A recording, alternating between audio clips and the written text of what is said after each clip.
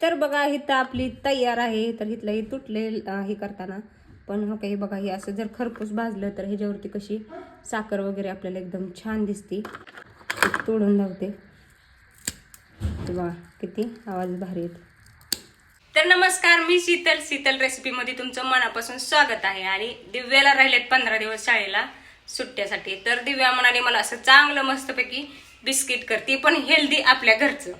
तर मग काय, आपल्या घरी तर गव्हाचं पीठ असतं आणि एकदम घरच्या सामानामध्ये आपण तयार करणार आहे. आणि जर तुम्ही माझ्या चॅनलवर नवीन असाल तर लाईक करा, शेअर करा, सबस्क्राईब करायला विसरू नका आणि बेल आयकॉनवरती क्लिक करा, जेणेकरून तुम्हाला माझे व्हिडिओ पाहायला मिळतील. तर चला साहित्य बघूया. तर कसं लागेल बिस्किट? लाईक मस्त, एक नंबर. तर बघा इथं आपण घेतलेलं आहे गव्हाचं पीठ, जे आपण रेग्युलर चपातीसाठी वापरतो ते. 2 वाट्या पीठ, 1 वाटी साखर आणि हे आहे नारळाचा किस. आणि आपल्याला थोडासा पाहिजे रवा, अर्धी वाटी रवा घेतलेला आहे आणि इलायची. तर चला मस्तपैकी रेसिपी बघूया. तर इथं एक घेऊया ताट आणि ताटात आपण ते टाकून घेऊया, जेणेकरून आपल्याला मळता यावं असं मी एक ताट घेतलेलं आहे. तर 2 वाट्या टाकलेला आहे आणि त्याच्यात मिक्स करूया आपण ही नारळाचा बुरा म्हणा, किस म्हणा, काही म्हणायचे म्हणा. तर ते टाकल्यानंतर आपलं बिस्किट छान मस्तपैकी खस्ता होतं. आणि ह्याच्यात टाकूया आपण रवा, जेणेकरून रवा टाकल्यानंतर ना आपलं बिस्किट एकदम क्रिस्पी व्हायला मदत होते. तर चला मिक्स करून घेऊया आणि हे आपण आता साईडला ठेवून घेऊ. तर आपण इथं जे आपण 1 वाटी साखर घेतली होती त्याच्यात टाकून घेऊया आणि अर्धा वाटी त्याच्यात पाणी वतायचं. तर अर्धी वाटी पाणी ओतलं आणि ह्याचा आपल्याला पाक करायचा नाही ना, साखर पूर्णपणे विरघळून द्यायची वगैरे असं काही नाही. तर हे फक्त असं करून मिक्स करून आपण ह्याला साईडला ठेवूया. तर मोठे 4 चम्मच मी तेल वतलेलं आहे. तर हे बघा कसं होतं, आपल्याला बस एवढं तेल लागायचं आहे, जास्त नाही. तर आता ही साखर जी विरघळून ठेवलेली होती, म्हणजे त्यातली साखर आधी आपण टाकून घेऊया.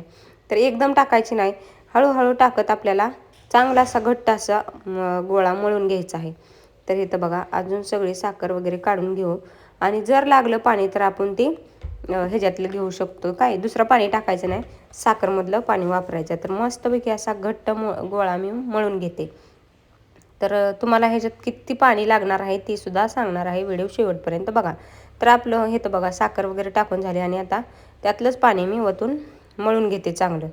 तर आपली बिस्किट एकदम खस्ता होणार आहे आणि थोडंसं घट्ट वाटतंय. राहिलेलं पण पाणी मी सगळं वतून घेतलं. तर आपलं इथं जेवढं पाणी घेतलं होतं तेवढं संपूर्ण पाणी आपल्याला लागलेलं आहे. तर असं घट्टसर मळून घेतलेलं आहे. तर आपला गोळा तयार आहे आणि आता घेतला मी इथं बघा, ह्यातला आपण आता निम्मा भाग घेणार आहे आणि निम्मा साईडला ठेवून घेऊया. तर किती छान गोळा होतोय. तर आपल्याला एवढीच जास्त सैल करायचं नाही, तर थोडासा घट्ट पाहिजे. तर आता चांगलं लाटून घेऊया आणि हे असं जिकडने जे चिरते ते आपण नंतर चाकूच्या साह्याने कट करून घेणार आहे. तर तुम्हाला जेवढी जाड करायची असेल तुमच्या अंदाजानुसार तुम्ही करू शकता. तर मी इथं बघा अशी एवढी लाटून घेतली आणि एवढी जाडीची घेतली. तर इथं चाकूच्या साह्याने कट करून घेतलं. तुम्हाला गोल आकाराच्या करायचे असेल तर तुम्ही करू शकता. आणि इथं मी चौकोनी आकार करणार आहे. तर पहिल्यांदा सगळे साईडनं आपण हे करून घेतलं, मधने 1 कट मारला आणि ही जास्त मोठे होणे म्हणून इथून 2 कट मारले. तर चला आता ह्याच्यावरती तुम्हाला जशी डिझाईन काढायची असेल तुम्ही काढू शकता, पण मी चाकूनच असे रेषा मारून घेतल्यात. तर अजून एक तुम्हाला दावते काढून. तर बघा किती सोपे आहे आणि याला चम्मचने सुद्धा आपण करू शकते आणि दिसायला पण छान. तर चला अशाच बाकीच्या करून घेते. तर बघा ह्याच्यावर किती छान डिझाईन दिसते आणि एकदम भारी मस्तपैकी तुम्हाला जशी डिझाईन काढायची असेल तशी काढू शकता. आणि दिव्या आणि गणेश आलीन त्यांनी पण ह्याच्यावरती डिझाईन काढली. तर आता ह्याला आपण तळून घेऊया. तर इथं आपण तेल ठेवलेलं आहे आणि तेल झालेलं आहे गरम. तर मस्तपैकी 15 मिनिटात तयार करण्यासाठी आता तळलेलं एकदम भारी.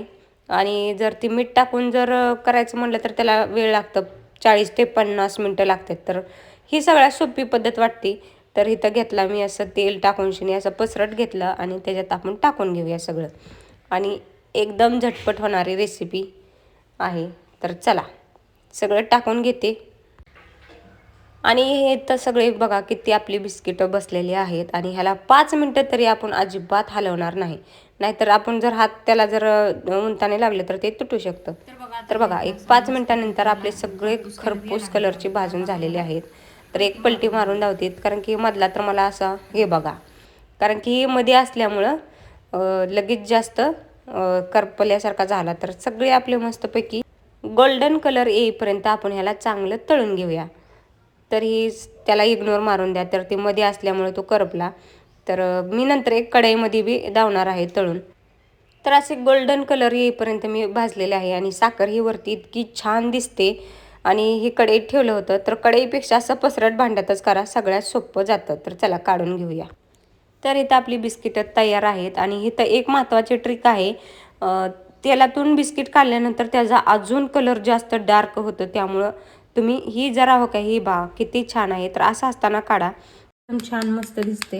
आणि हे बघा सोडून धावते, बघा किती आवाज भारी येतो.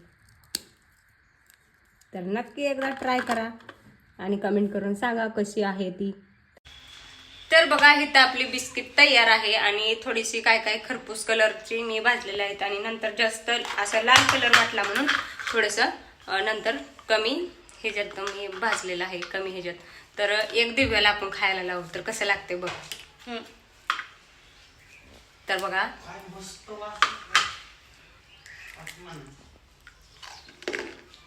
तर बघा आवाजावरून तुम्हाला कळत असेल की किती भारी आणि क्रंची क्रंची झालेला आहे. तर एकदा तुम्ही नक्की घरी ट्राय करा आणि मला नक्की कमेंट करून सांगा कसं झालेलं आहे. तर बाहेरचं खाण्यापेक्षा आपल्या मुलांसाठी हेल्दी आपण घरी एक 15 मिनिटात बनवून देऊ शकतो. तर चला तोपर्यंत खात राहा, पेत राहा, आरोग्याची काळजी घेत राहा. तर असेच एखाद्या नवीन व्हिडिओमध्ये भेटू. तोपर्यंत बाय बाय.